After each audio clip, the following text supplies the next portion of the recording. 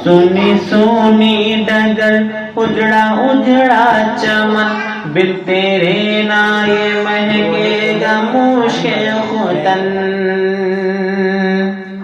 सुनी सुनी डगर उजड़ा उजड़ा चमन, बिन तेरे ना ये महकेगा मुश्के खुतन। टूट कर जैसे गिर जाएगा ये गगन, टूट कर जैसे गिर जाएगा ये गगन। मेरी माँ तू है जन्नत में मतो मगन, टूट कर जैसे गिर जाएगा ये गगन। मेरी माँ तू है जन्नत में मतो मगन। कैसे तुझसे कहूँ फिर से आ जाया, कैसे तुझसे कहूँ फिर से आ जाया। मेरी माँ मेरी माँ मेरी माँ प्यारी माँ, मेरी माँ प्यारी माँ।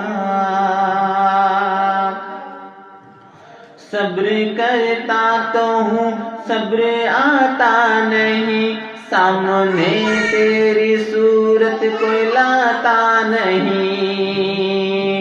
सब्र करता तो हूँ सब्र आता नहीं, सामने तेरी सूरत कोई लाता नहीं। तेरा पैगाम कोई अब ये लाता नहीं, तेरा पैगाम कोई अब ये लाता नहीं। दर्द दिल है मेरा भी जाता नहीं, तेरा पैगाम कोई अब ये लाता नहीं। दर्द दिल है मेरा भी जाता नहीं। कैसे तुझसे कहूँ फिर से आ जाया। मेरी माँ प्यारी माँ, मेरी माँ ओ प्यारी माँ, मेरी माँ प्यारी माँ। मेरे वालिद का तादेर साया रहे, उनकी चश्मो इनायत का दरिया बहे। मेरे वालिद का तादेर साया रहे, उनकी चश्मो इनायत का दरिया बहे। उनकी मेहनत मशक्कत से हम हैं पले, उनकी मेहनत मशक्कत से हम हैं पले।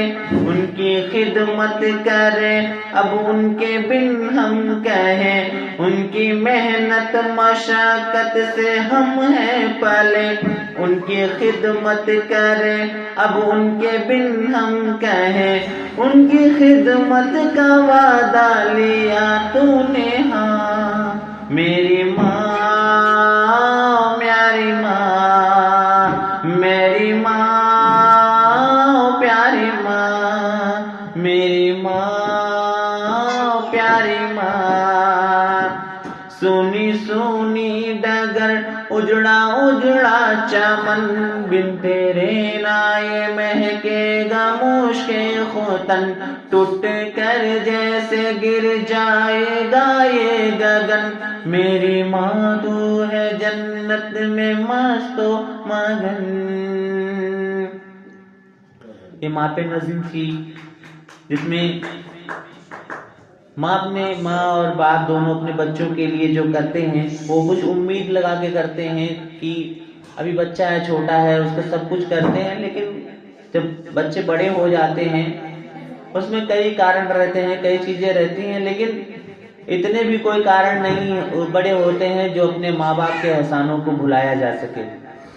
अपने माँ बाप के एहसानों को भुलाया नहीं जा सकता, चाहे वो कितने बड़े ही कारण क्यों ना रहें, क्योंकि उन्होंने हमें जन्म दिया है, उन्होंने हमें पाला पोसा, हमारी हर ख्वाहिशें पूरी की। जब हम छोटे थे तो वो अपनी ख्वाहिशें छोड़ करके हमारी ख्वाहिशें पूरी करते थे, लेकिन जब बड़े होते हैं तो उनके एहसानों को ऐसे भूल जाते हैं कि मानो हम ही सब कुछ कर रहे हैं, माँ बाप ने हमारे साथ तो कुछ किया ही नहीं है।